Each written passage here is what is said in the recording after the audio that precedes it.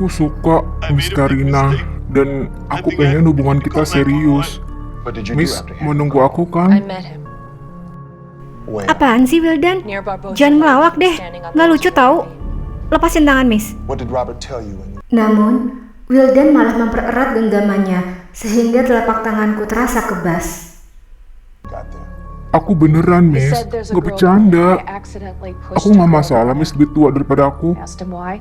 Aku What harap did he say? Miss menerima You need to aku. understand that Selama my son ini, is not Miss like udah other nerima kids. aku He's apa adanya different. kan? He can be Cuma sebatas koridor persahabatan, nggak lebih. Lepas. 6 months Lepas. ago, Robert recognized Margot on a live blogging website. Kirain Miss juga punya perasaan yang sama sama aku. Jangan He konyol. liked her since Lepas. grade school. Alih-alih melepas atau mengendurkan pegangannya, satu tangan Wildan yang lain justru mencengkram lenganku yang bebas dan memaksaku menghadap ke arahnya. Dengerin aku dulu, Miss. Kamu yang harus dengar. Saya nggak suka sama kamu dan nggak akan pernah suka seumur hidup saya. Ekspresi Wildan seperti terguncang. Perlahan-lahan, dia melepaskan kedua tangannya dariku. Aku berdiri cepat, lalu setengah berlari meninggalkan bioskop, seraya mencaci maki dalam hati. Keterlaluan, kurang ajar, berani kamu pegang-pegang tangan aku. Kamu pikir kamu siapa? Kamu bukan luarnya aja yang jelek, tapi dalamnya juga busuk. Gak akan ada perempuan yang suka sama kamu. Itu yang sebenarnya. Kalau saja aku sanggup ngomong kayak gini langsung di depan muka kamu, pasti sudah aku lakukan. Tapi aku masih mandang kamu sebagai manusia yang punya kebaikan. Aku masih berusaha menghargai kamu. Ingat, hanya karena aku mengontrol kata-kataku, bukan berarti aku menerima semua perlakuan dan kata-kata kamu. Dan Devo, kamu pasti sengaja ninggalin aku dan Wildan kan? Alasan ke toilet. Hah, licik. Kalian pasti udah sepakat. Bener-bener keterlaluan. Juara kelas, otak cerdas, tapi kelakuan rendah.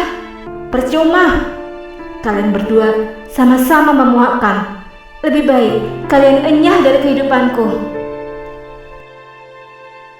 Begitulah, aku yang sekarang berusia 27 tahun masih mengingat dengan jelas bagaimana diriku yang kala itu berusia 24 tahun tengah memenuhi hati dengan ujaran kebencian pada Wildan dan Devo.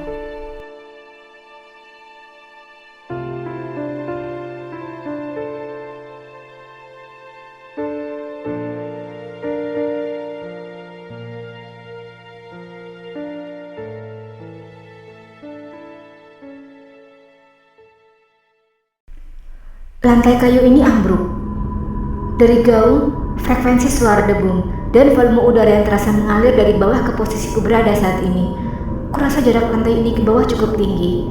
Kalau tidak mati, Chelsea pasti cedera parah. Mr. Yoga, Mr. Alvin. Dengan tubuh gemetar, aku merayap. Cara ini kulakukan sebagai upaya untuk mengurangi tekanan pada lantai. Kedua tanganku sesekali juga kugunakan untuk meraba-raba udara, mencoba menemukan dinding. Mengingat bunyi lantai ambruk tadi berasal dari depanku, kutebak dinding itu ada di belakangku. Jadi, aku merayap ke arah belakang. Ternyata dinding itu ada pada jarak kurang dari semeter. Aku terus merayap, mengikuti tepi dinding dengan peluh dingin yang membanjir dan serbuan perasaan takut. Bagaimana jika ini hari terakhir aku hidup? Aku tahu, memikirkan ini hanya akan menguras emosi dan memperlemah semangatku untuk bertahan hidup. Tapi sulit sekali mengesampingkan pertanyaan semacam ini. Aku sendirian, tidak ada siapapun yang akan menolongku di sini. Miss sama sekali nggak peduli aku di sini. Aku gendut, lantainya bakal rubuh kalau aku gerak. Dan Miss nggak peduli itu? Apa segitunya? Miss nggak suka sama aku hanya karena aku jujur ngungkapin perasaan waktu itu? Apa gitu cara Miss memperlakukan semua cowok yang Miss nggak suka? Miss melihat mereka seperti sampah busuk yang harus dijauhin sejauh-jauhnya? Aku diam. Aku memilih diam. Jahat, sombong, angkuh. Padahal dulu kita sahabatan. Pas Chelsea jatuh, Miss kelihatan khawatir. Padahal kalian gak dekat. Dan Miss tahu dia jahat sama aku. Orang itu selain sering ngatain aku, pernah juga dia ngundang semua teman sekelas kecuali aku sama Devo ke pesta ulang tahunnya. Miss bisa kebayang, di saat dia keliling kelas nyebar undangan, dia ngelewatin aku dan Devo gitu aja. Padahal tangan aku udah tengadah. Rasanya sakit kalau inget itu, Miss. Dan sekarang, aku nggak nyangka, Miss juga memperlakukan aku kayak dia. Pendapat Wildan tentang diriku sungguh terasa menohok. Ini pertama kalinya aku mendengar langsung orang mengatakan keburukanku menurut versi mereka. Aku sungguh tidak berpikir bahwa aku bisa menjadi sombong. Padahal aku sendiri tidak suka orang sombong. Dan dalam Quran surat Luqman, Allah melarang kita memalingkan muka dari manusia karena sombong dan melarang berjalan di muka bumi dengan angkuh. Rasulullah pun melarang kita saling memutuskan, membelakangi, dan membenci. Sekarang, perkataan Wildan menikamku, laksana sebilah pedang, bernama kebenaran.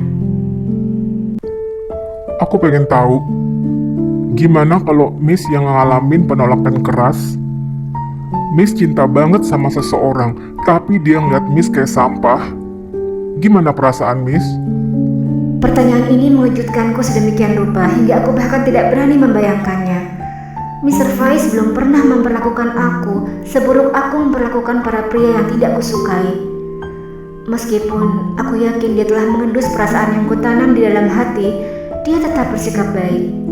Aku pasti akan sangat terluka jika dia menjauhiku dan menatapku dengan jijik atau sebal. Mendadak, ucapan Mr. Vice terngiang kembali. Maaf kalau saya lancang, tapi saya merasa sebaiknya Miss tidak pergi ke sana. Sebegitu emosinya diriku kala itu, sampai-sampai mengabaikan saran Mr. Vice. Kuharap Mr. Vice memaafkanku dan intuisinya sekuat biasanya, hingga dia secepatnya mencari keberadaan kami. Oh, aku bahkan tidak tahu apakah ini sore atau malam, atau sudah berganti hari. Semoga sudah cukup lama kami di sini, hingga Mama menjadi bertanya-tanya dan mencari tahu soal keberadaanku. Mama pasti bisa ngerasain kan kalau putri Mama satu-satunya ini dalam bahaya? Karina mohon Ma, carikan bantuan. Saya minta maaf. Karena Wildan lama tidak menjawab, aku kemudian memberikan instruksi agar dia melakukan yang barusan kulakukan demi menemukan jalan keluar. Namun, lagi-lagi tidak ada jawaban.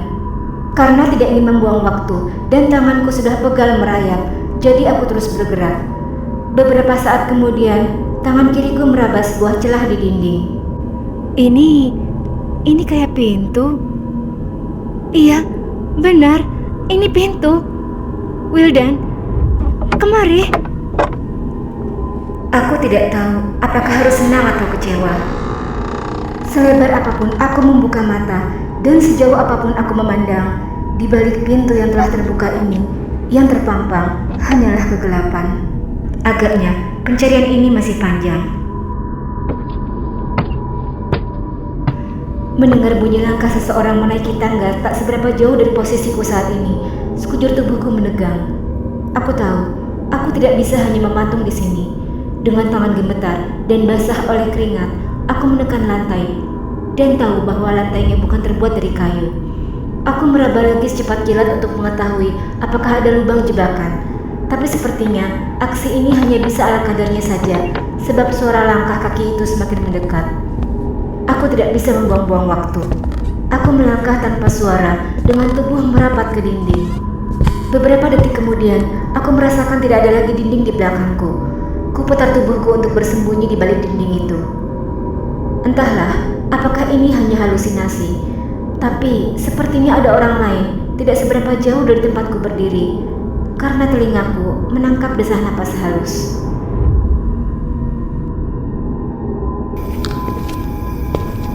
Sepertinya orang itu menuju kemari. Ya Allah, tolong sembunyikan aku. Seberkas cahaya tampak bergerak-gerak, pertanda posisi orang itu sudah lebih dekat denganku. Dengan penerangan tersebut, aku bisa melihat bahwa di sampingku ada sebuah pintu yang setengah terbuka. Itulah sebabnya dinding terputus dan aku bisa masuk ke ruangan ini dengan mudah. Yakin bahwa orang itu semakin mendekat, aku memutuskan berpindah secepat kilat, bersembunyi di balik pintu. Yang membuatku semakin bertambah tegang adalah bunyi napas yang sudah kudengar sejak tadi itu terdengar semakin jelas. Seketika aku yakin bukan hanya aku di dalam ruangan ini. Perlahan, mataku memindai seluruh ruangan. Pemandangan yang kutemukan membuatku nyaris menjerit. Ada 2 orang di sini. Meski pancaran cahaya itu samar, tapi jelas bahwa kedua orang di hadapanku ini terbaring miring. Tangan mereka diikat jadi satu dengan posisi tubuh menempel dan saling membelakangi. Pun kedua kaki mereka, posisi menyatu seperti itu jelas mempersulit mereka membebaskan diri. Mataku mengerjap-ngerjap. Dari pakaian mereka, sepertinya itu Mr. Alvin dan Mr. Yoga. Orang itu mengarahkan lampu sorot yang dipegangnya pada kedua sosok yang terbaring di lantai. Astagfirullah, benar. Itu Mr. Alvin dan Mr. Yoga.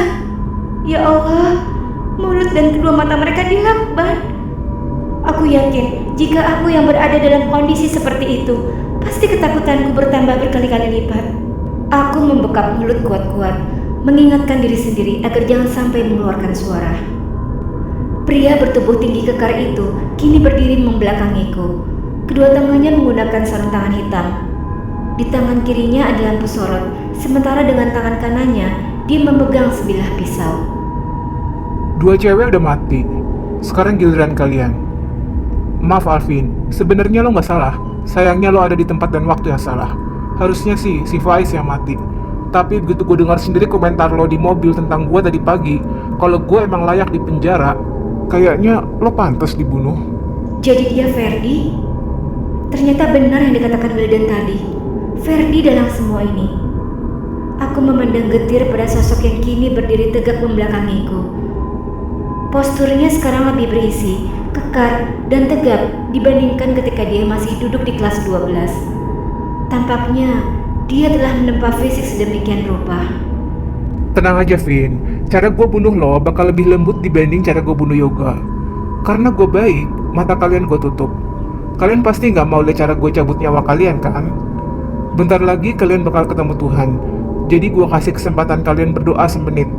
Berhubung dosa kalian numpuk, gue saranin kalian minta ampun banyak-banyak biar kalian masuk surga. Ferdi melangkah perlahan mendekati Mr. Yoga, berlutut, meletakkan lampu sorotnya di lantai, kemudian menarik lakban yang menutup mulut Mr. Yoga dengan sangat cepat. Aku yakin rasanya sakit, tapi Mr. Yoga tetap diam. Yoga, lo bukan cuma pecat gue jadi kapten secara semena-mena, tapi juga bikin gue diskors. Masih belum puas, lo bocorin ke Faiz soal gue bawa narkoba dalam tas. Lo bikin gue dikeluarin dari sekolah. Lo bikin bokap nyokap gue malu, dan lo bikin nama baik gue tercemar. Mataku berkaca-kaca menyaksikan Ferdi meninju perut dan wajah Mr. Yoga berkali-kali. Sekarang abis lo di tangan gue. Ferdi mengangkat pisaunya tinggi-tinggi dan bersiap menghujamkannya ke perut Mr. Yoga. Seketika aku sadar, aku tidak bisa terus diam begini. Aku harus melakukan sesuatu. Secepat mungkin, aku berlari menerjang Ferdi, seraya membenturkan kepalanya ke lantai 1 kali. Gemetar hebat, aku meraih pisau yang telah terlepas dari tangannya dan berusaha memutus ikatan di tangan kedua rekanku. Sayangnya, Ferdi keburu bangun. Suara geramannya membuatku sambil berdiri, berjalan mundur, lalu berbalik dan berlari menuju ke arah Ferdi datang mula-mula. Pasti ada jalan keluar dari sana.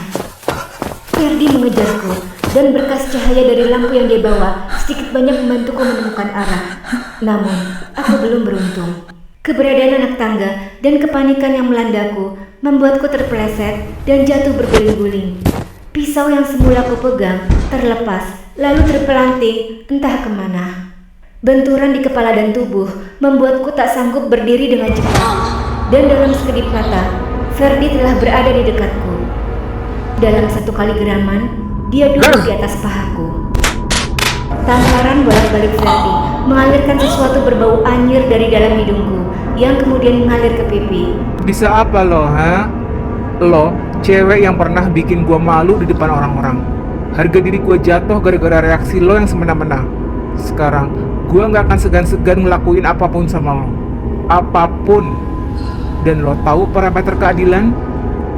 Nyawa dibayar nyawa. Harta dibayar harta, fisik digajar fisik, kehormatan dibalas kehormatan. Mendengar ini, tubuhku menggigil hebat. Aku seperti berada di antara hidup dan mati. Dadaku seakan mau meledak karena ketakutan yang sedemikian kuat. Refleks, aku meronta sekuat tenaga.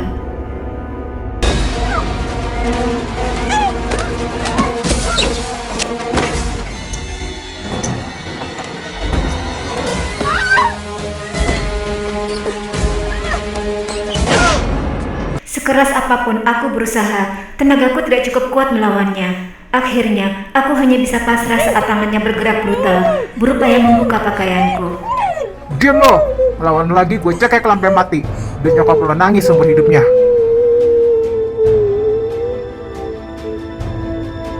Miss Karina. Wildan? Ferdi hanya menoleh sekilas ke belakang, di mana Wildan berdiri tak jauh dari kami. Lalu dengan sebuah seringai tersungging di bibirnya, Ferdi menatapku kejam dan puas. Sontak, aku mengendus persekongkolan. Wildan, Wildan tolong saya. Wildan melangkah mundur menjauhi kami. Tatapannya lurus, sorot matanya begitu kosong dan dingin. Wildan, jangan pergi.